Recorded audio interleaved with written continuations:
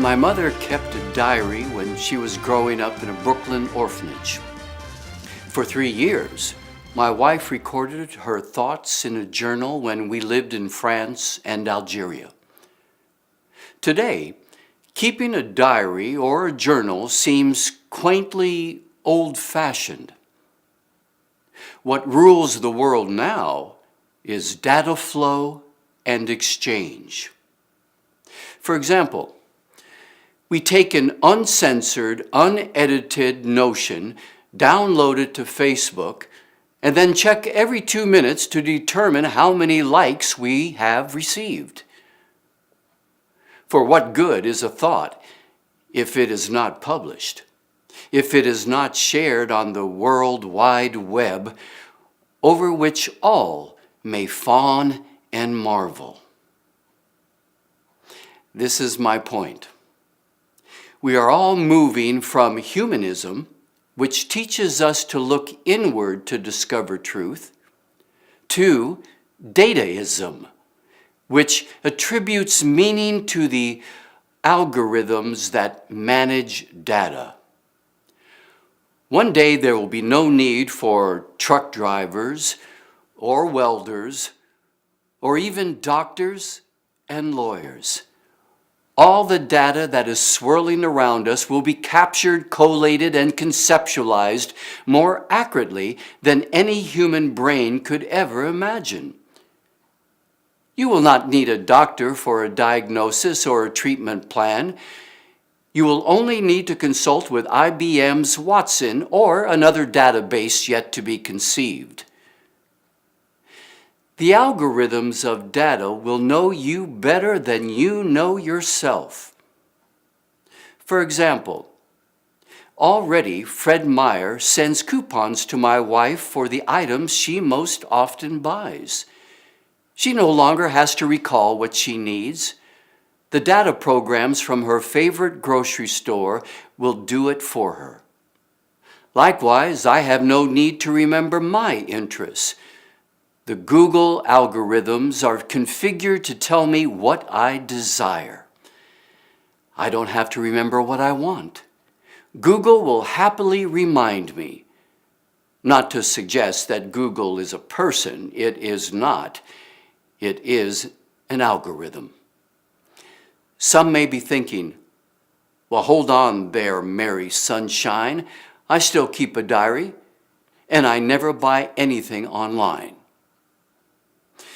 Yes, everything conforms to a normal bell curve.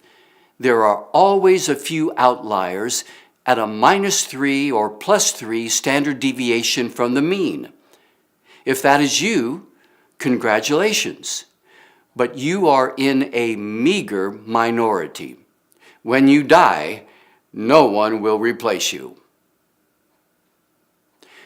Moreover, it takes time for change of this magnitude, sometimes hundreds, even thousands of years.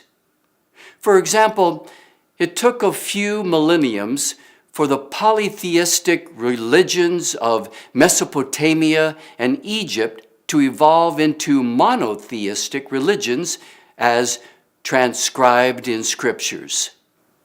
It took a few more millenniums for scripture-based religions to evolve into the independent will and self-consciousness of humanism. But today, the evolution to Dataism is on a frenetic, fast track. We are no longer taking a millennium. In some cases, we are talking a few decades, even a few years. As we study human history, we see that our religious inspirations have evolved from the sun to God to humanism to the sifted data ushered into the temples of Google, Amazon, and ChoicePoint.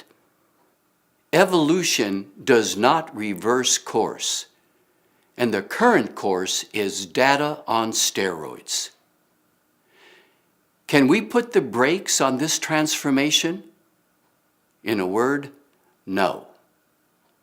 But in our lifetime, we can choose to be religious rebels, Just as there are still people who worship the sun, you may choose to cling to your faith in Christianity or Islam or Judaism or humanism, rather than be swept up by the tide of Dataism.